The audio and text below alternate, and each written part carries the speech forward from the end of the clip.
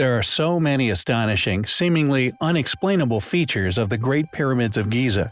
It makes one wonder why anyone would still believe the academics' tale of events, stating that they were the work of copper-wielding ancestors many thousands of years ago. And to sit across such vast area of land, with the largest, Cheops, covering many acres, yet is no more than a quarter of an inch from being perfectly cardinal aligned, just seems like a preposterous premise to push. In the previous video, the astonishing similarities that many years of exhausting research surrounding the unexplained ruins was explained, how MH the channel's producer had cataloged and mapped a number of identifiable features across many ruins, each of these identifying characteristics uniquely exclusive to one ancient civilization found upon and within unexplained ancient ruins across the entire globe. These signature similarities, and by default their many differentiations, has allowed him to establish the identity of three separate civilizations. Civilizations which appear to have restarted consecutively, thus, as one would expect, branched off in vastly different directions of development, having to rebuild a modernized society from the remnants of the previous. Their past existences denied by historians for many years.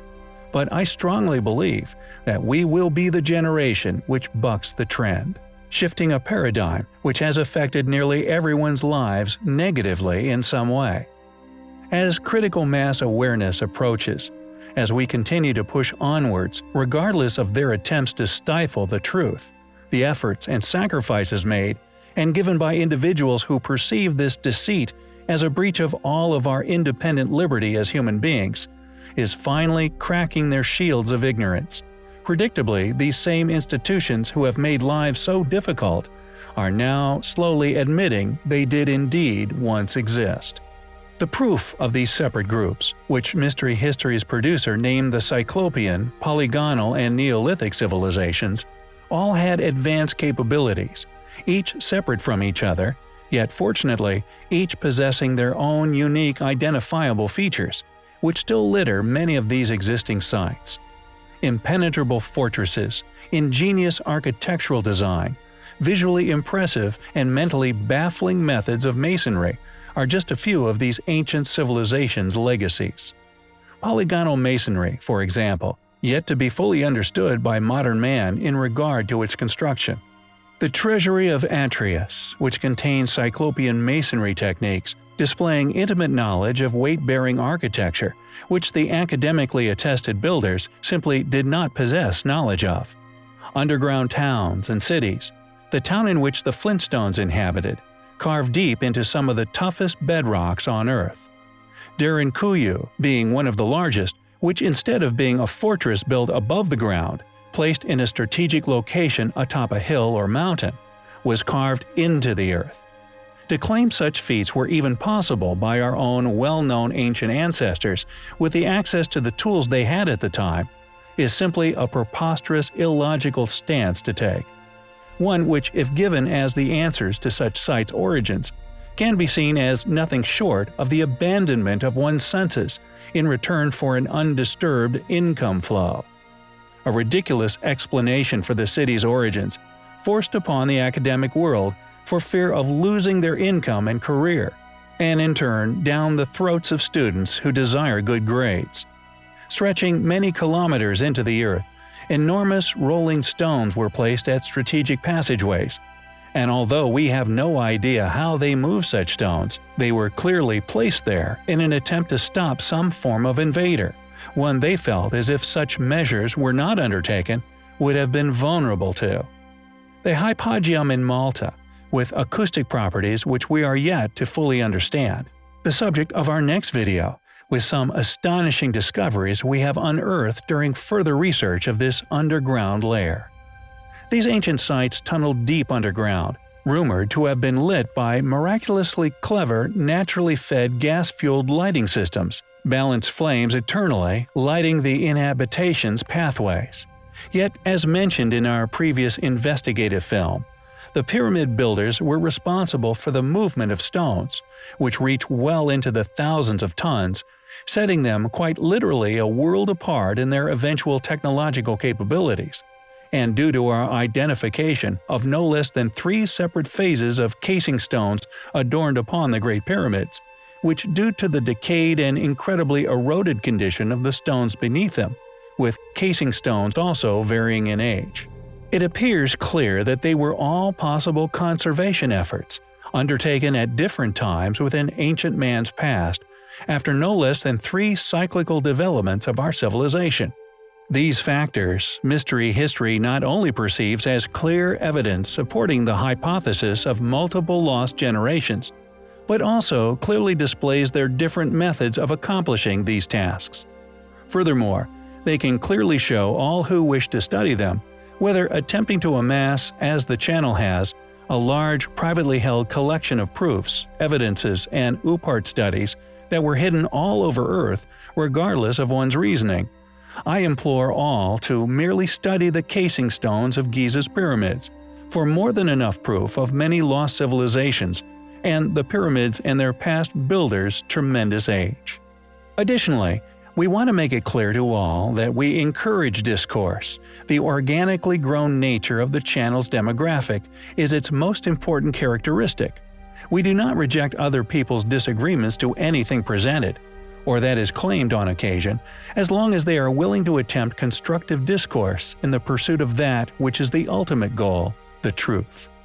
If you have made a private discovery, or would prefer subjects or opinions to be shared with the creator with discretion, need advice or assistance regarding historical issues in any way, get Mystery History's opinion on something, don't hesitate in contacting him, the antiquarian creator who runs the show. This can be done via private email correspondence, Facebook, or Patreon.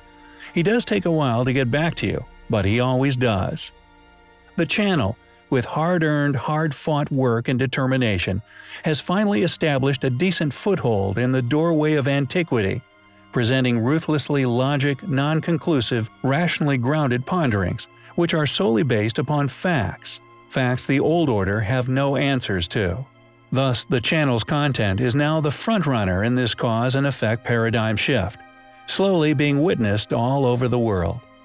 The consequential loss of academia's undeserved credibility, built upon a false persona of all-knowingness, slowly being realized by more and more people every day as a fraudulent attempt to profit from misplaced faith. Thus, public support and belief in their opinion diminishes by the day. Now perceived as a dangerous, highly efficient, naturally talented distributor and conveyor of the seeds of doubt, which sprout many curious yet logically sound questions, continues to cast this cloud of intellectual uncertainty over academia, and those who are deservedly exposed as mere regurgitators of permitted information. Or a book pusher, whose sole content is to pick on easy targets, while offering no solutions to that which they object to with such vitriol, feeding from a sour cream which they skim from the top of a divisive status quo, offering no alternatives or even instilling any passion to have any positive effect in any way.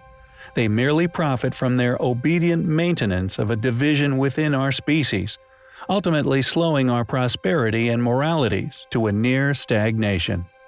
By sticking to my ethics and being completely honest regarding every subject, every word spoken, subject by subject, we are now the forerunner in our field, a starter pack of our hidden past, with a new sister channel which stitches each journey together into larger historical picture, fashioned as hour-long multi-subject feature-length films. So regardless of your own particular format preference, the channel now caters. However, although we may have established a large seat at the table, many individuals who masquerade as having the same mission at heart are nothing but saboteurs and moles, attempting to lead its followers on a wild goose chase, diverting traffic away from burning curiosities, controlled opposition within the derogatorily labeled field of fringe research, an audacious choice of wording, as it is an accusation by funders who intentionally permit only a certain area of global history to be studied, something which is far more fitting to the label fringe researcher than any astute individual who grew weary of their lack of knowledge, with the method of construction of Cheops being just one among many thousands worldwide. And as promised, I will now expose one of these moles, their methods of misdirection, and how to spot them yourself. First, I shall play my original research on the Sphinx enclosure, who discovered it, the explanations they gave at the time, and after this previous research has been shown to you, I will explain what I find to not only be deliberately ignorant and complacent by one of the most highly regarded supposed fringe researchers of them all. Any public acceptance and acclamations should always be perceived as suspicious, simply due to the controversy of our role within challenging status quos. They should instead be looked upon as an indication that said individual is most likely compromised. This is due to their rarely being public popularizing of individuals in our field of study, and any that do are generally perceived by the powers that be as paid-off shills. Thus, the reality of the site's age is naturally far too controversial a question to ask. Anyone, alive or now dead, who claim to be within the same field of study and discovery as me and many others, who receive such warm receptions by those they in essence should be a risk to, have outed themselves as nothing more than funded individuals, placed in particular positions of influence on specific platforms, to try to lead a charge which, unfortunately, forms a tail-chasing orbit, one which, unless said follower recognizes these funded individuals' tactics, will never escape from, slowly extinguishing any healthy inquisitive manner as mentioned in the previous video.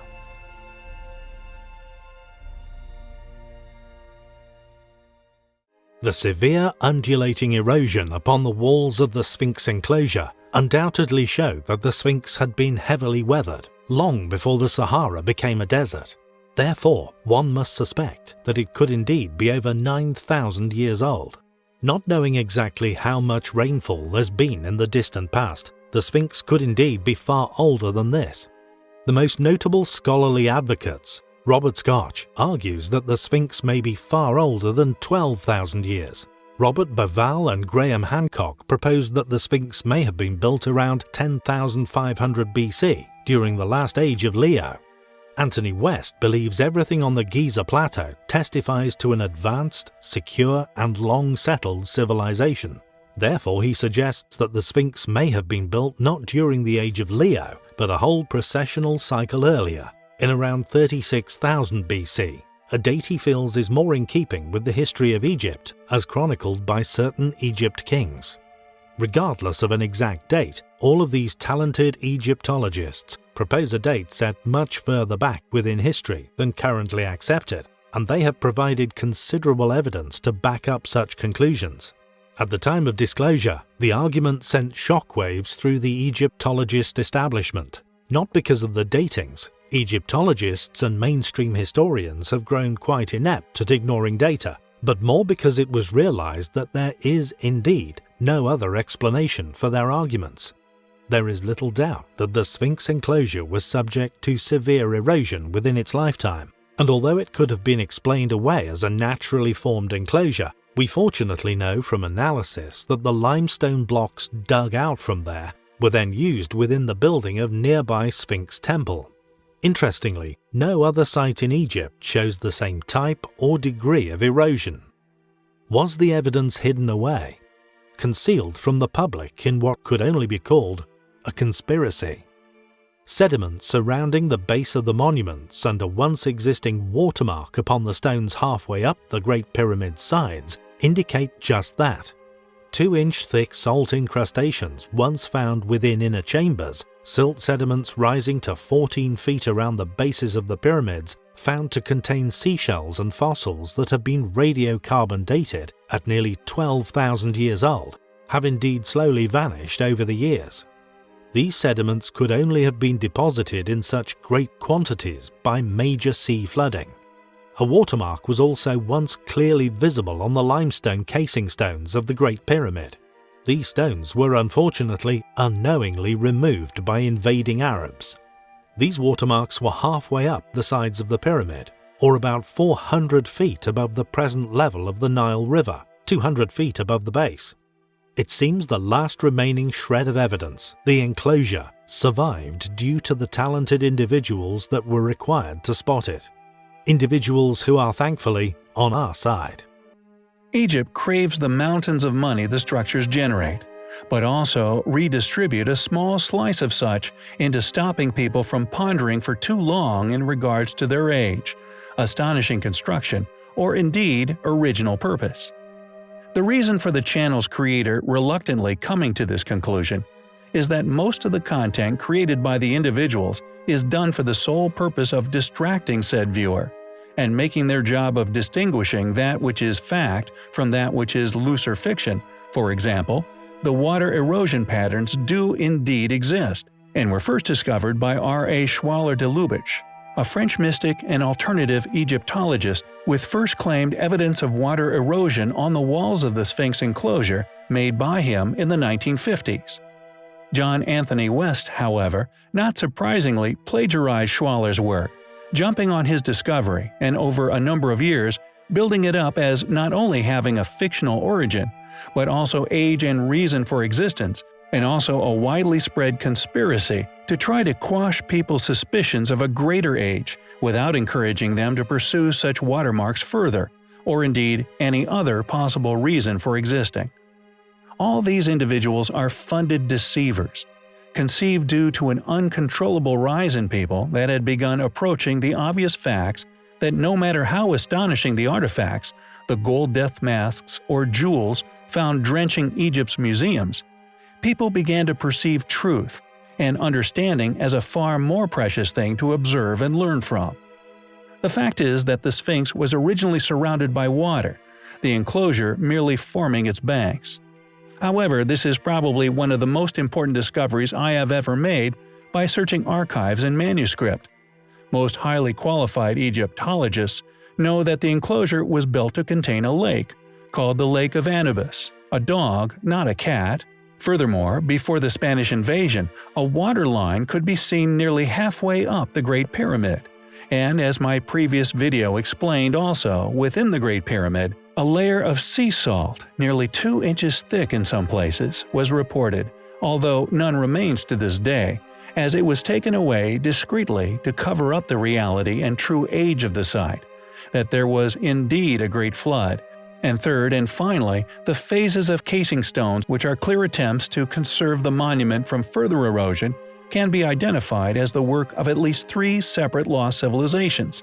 This strongly suggests that throughout our existence, we have been susceptible to near extinction on several occasions. Why did the Egyptian authorities cover up what was found behind Gottenbing's door? Why was there a water line that could be seen halfway up the pyramids themselves? And why did they dispose of proof of sea flooding without telling the world? We find the entire series of events highly compelling.